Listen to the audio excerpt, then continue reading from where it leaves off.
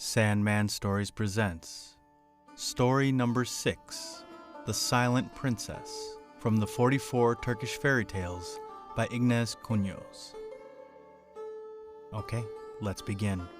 The Silent Princess. There once was a padishah who had a son, and the little prince had a golden ball, with which he was never tired of playing. One day, as he sat in his kiosk, playing as usual with his favorite toy, an old woman came to draw water from the spring which bubbled up in front of the mansion. The Shahzada, merely for a jest, threw his ball at the old woman's jug and broke it. Without a word, she fetched another jug and came again to the spring. For the second time, the prince threw his ball at the jug and broke it. The old woman was now angry, yet, fearing the padishah, she dared not say a word, but went away and bought a third jug on credit, as she had no money. Returning a third time to the spring, she was in the very act of drawing water, when, again, the young prince's ball struck her jug and shattered it into pieces. Her anger could no longer be suppressed, and turning toward the Shahzada, she cried, "I will say only this, my prince. May you fall in love with the Silent Princess." With these words she went her way. The prince before long found himself brooding on the old dame's words, and wondering what they could mean. The more he dwelt upon them, the more they took possession of his mind, until his health began to suffer. He grew thin and pale, he had no appetite, and in a few days he was so ill that he had to remain in bed. The padishah could not understand his son's malady. Physicians and teachers were summoned, but none could do any good. One day, the padishah asked his son whether he could throw any light on the strange complaint from which he was suffering. Then the boy described how 3 times in succession he had broken an old woman's jug, and related what she had said to him, finally expressing his conviction that neither physicians nor teachers could cure him. He asked his father's permission to set out in quest of the Silent Princess, for he felt that only in this way could he be freed from his affliction. The padishah saw that the boy would not live long unless his mysterious disease were cured, so, after considerable hesitation, he gave his permission and appointed his vizier to accompany the young prince on his journey. Toward evening they set out, and as they took no care of their appearance, in 6 months they looked more like wild savages than a noble prince and his vizier. They had quite forgotten rest and sleep. The thought of eating and drinking never occurred to them. At last they arrived at the summit of a mountain. Here they noticed that the rocks and earth glistened like the sun. Looking around, they saw that an old man approached them. The travelers inquired the name of that region.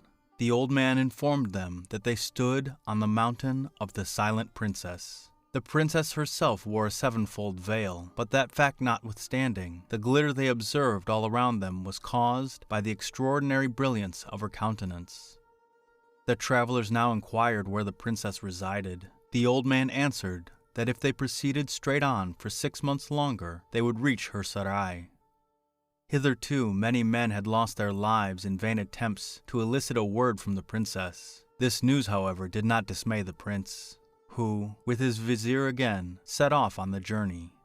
After long wanderings, they found themselves at the summit of another mountain, which they noticed was blood red on every side. Going forward, they presently entered a village. Here, the prince said to his vizier, "I am very tired. Let us rest a while in this place, and at the same time make some inquiries." Accordingly, they entered a coffee house, and when it became known in the village that travelers from a distant land were in their midst, the inhabitants came up one after another to offer their greetings. The prince inquired of them why the mountain was blood red. He was informed that 3 months' journey distant lived a silent princess, whose red lips reflected their hue on the mountain before them. She wore 7 veils and spoke not a word, and it was said that many men had sacrificed their lives on her account. On hearing this, the youth was impatient to put his fate to the test. He and his vizier accordingly set out to continue their journey. After many days, they saw another great mountain in the distance, and concluded it must be the dwelling place of the object of their quest. In due time, they arrived at the foot of the mountain and began the ascent. Above them towered a proud castle, the residence of the silent princess. And as they approached near enough to see, they observed that it was built entirely of human skulls. The prince remarked to his vizier, "These are the heads of those who have perished in an attempt to make the princess speak. Either we attain our object, or our skulls will be used for a similar purpose." Before attempting to enter the castle, they took up their lodgings in a han for a few days. All this time, they heard nothing but weeping and lamentation. "Oh, my brother! Oh, my son!" Inquiring the cause of the general grief, the travelers were answered, "Why do you ask? It appears you also come here to die. This town belongs to the father of the silent princess. Whoever wishes to attempt to make her speak must first go to the padishah, who, if he permits it, will send an escort with the hero to the princess." When the youth heard this, he said to his vizier, "We are nearly at the end of our journey. We will rest a few days longer, and then see what fate has in store for us." They continued their sojourn at the han, and took daily walks about the market. While thus occupied one day, the prince saw a man with a nightingale in a cage. The bird caught his fancy so much that he resolved to buy it. The vizier remonstrated, reminding the youth that they had a more weighty affair on hand. The prince, however, refused to listen, and finally purchased the bird for 1,000 piastres, took it to his lodging, and hung up the cage in his room. Once, when the prince was alone, and wondering by what means he could make the princess speak, somewhat saddened by the gloomy reflection that failure meant death, he was startled to hear the nightingale thus address him. "Why so gloomy, my prince? What troubles you?" The prince trembled, not being sure whether it was the bird or a spirit that spoke to him. Growing calmer, he thought that perhaps it was the manifestation of Allah's grace, and accordingly told the nightingale the story of his love for the silent princess, and that he was at his wit's end to think how he should get into her presence. The bird replied, "There is nothing to worry about. It is as easy as can be. Go this evening to the sarai and take me with you. The sultana wears 7 veils. No one has ever seen her face, and she sees no one. Put me in my cage under the lampstand and ask the sultana how she is. She will vouchsafe no answer, however. Then say that as she will not condescend to speak, you will converse with the lampstand. So begin to speak, and I will reply." The prince followed this counsel and went direct to the padishah's palace. When the Shah was informed that the newcomer wished to go to his daughter, he received the prince and endeavored to dissuade him from his intention. He represented that thousands already had tried in vain to make the princess speak. He had vowed, however, to give her in marriage to the one who could succeed in eliciting a word from her. On the other hand, he who tried and failed forfeited his head. As the prince might see for himself, his daughter's castle was built entirely of human skulls. The hardy youth could not be moved from his purpose. He cast himself at the feet of the padishah and vowed either to accomplish his object or perish in the attempt. There was no more to be said. The padishah ordered the prince to be taken into the presence of his daughter. It was evening when the youth found himself in the princess's apartment. He put down his cage under the lampstand, bowed himself low before the princess, inquired after her health, and spoke also on matters of less importance. No answer came.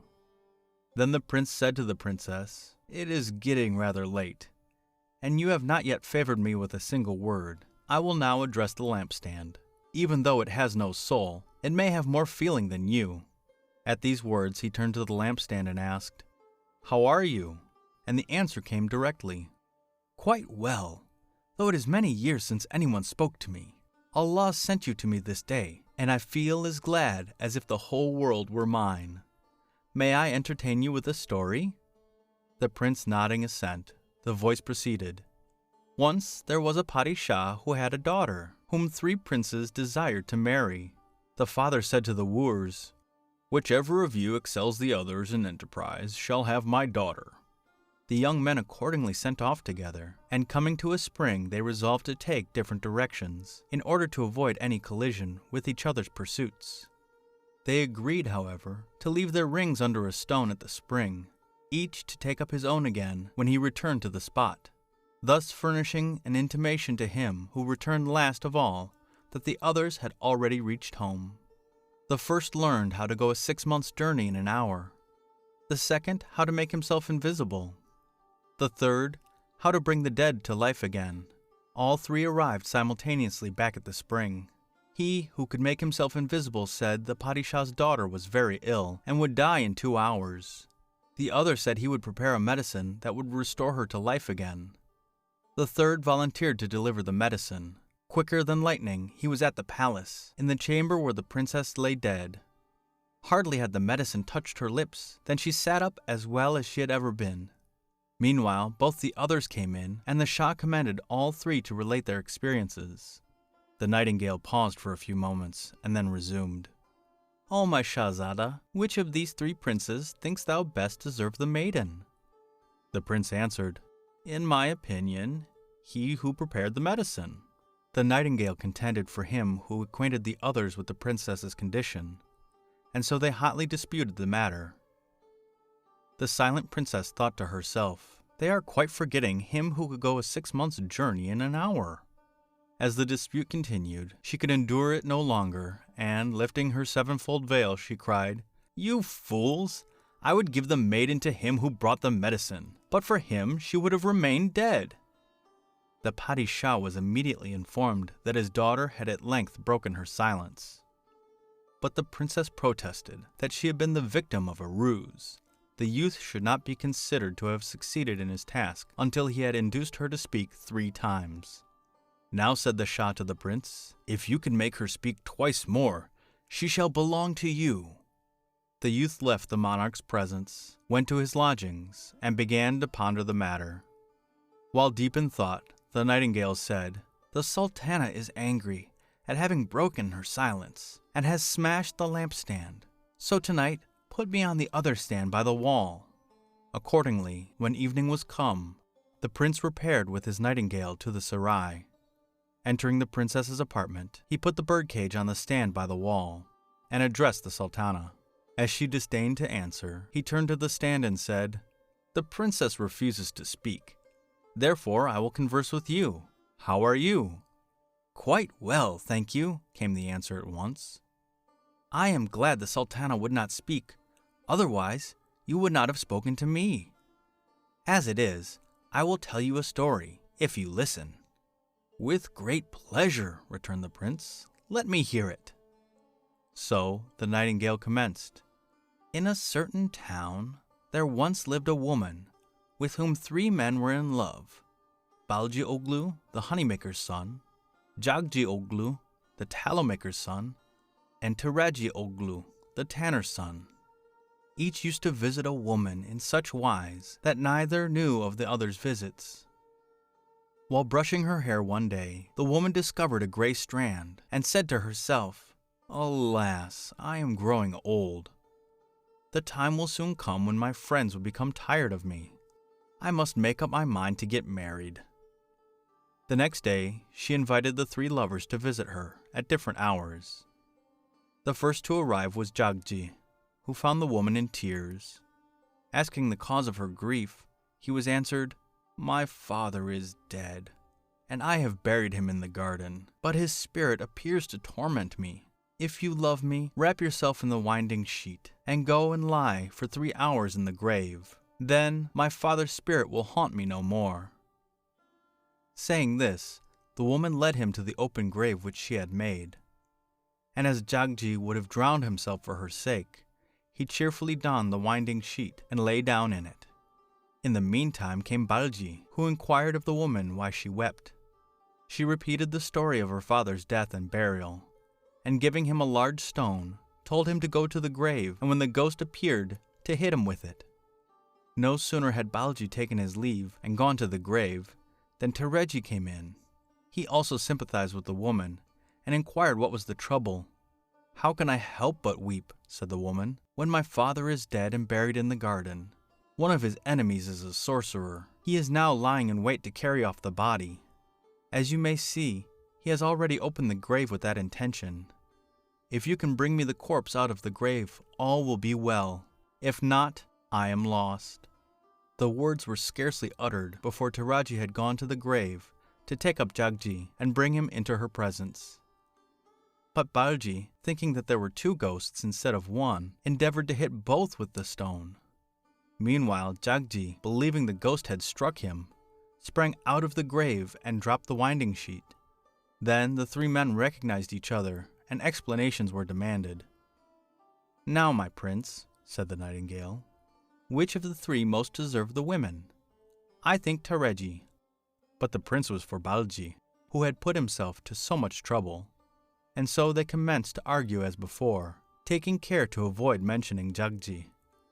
The princess, who had been listening attentively to the narrative, was disappointed that the deserts of Jagji were not taken into consideration, and she delivered her opinion with some warmth. The news that the silent princess had again spoken was carried to the Padishah in his palace. Yet once more must she be compelled to speak. As the youth was sitting in his room, the nightingale informed him that the princess was so furious for having been tricked into speaking again that she had broken the wall stand to pieces. Next evening, therefore, he must put the birdcage behind the door. The 3rd and final interview found the princess no more amiable than usual, and as she refused to open her mouth, the prince tried his conversational powers on the door. The door, or rather the bird behind it, related the following story. Here once were a carpenter, a tailor, and a softa traveling together. Coming to a certain town, they hired a common dwelling and opened a business. One night, while the others were asleep, the carpenter got up, drank coffee, lit his pipe, and formed an image of a charming maiden out of the small pieces of wood lying about the room. Having finished, he lay down again and fell asleep. Shortly afterwards, the tailor woke up, and seeing the image, made suitable clothing for it, put it on, and went to sleep again. About dawn, the softa awoke, and seeing the image of the lovely girl, prayed to Allah to grant her life. The softa's prayer was heard, and the image was transformed into an incomparably beautiful living maiden, who opened her eyes as one waking from a dream. When the others rose, all 3 men set to disputing as to the possession of the lovely creature. Now to which, in justice, should she belong? In my opinion, to the carpenter. Thus the nightingale broke off. The prince thought the maiden should belong to the tailor, and, as on the previous occasions, a lively debate ensued. The princess's ire was so aroused at the softa's claim being neglected, and she exclaimed, "You fools! The softa should have her. She owed her life to him. She therefore belonged to him, and to no one else." Hardly had she finished speaking than the news was carried to the Padishah. The prince had now rightfully won the princess, silent no longer. The whole town put on a festive appearance and began preparations for the wedding. The prince, however, wished his marriage to take place in his father's palace, and great was the rejoicing when he arrived home with his bride. 40 days and 40 nights were the festivities kept up, and the old woman whose jugs had been broken was installed in the palace as a nurse, a post she filled happily to the end of her days. The end.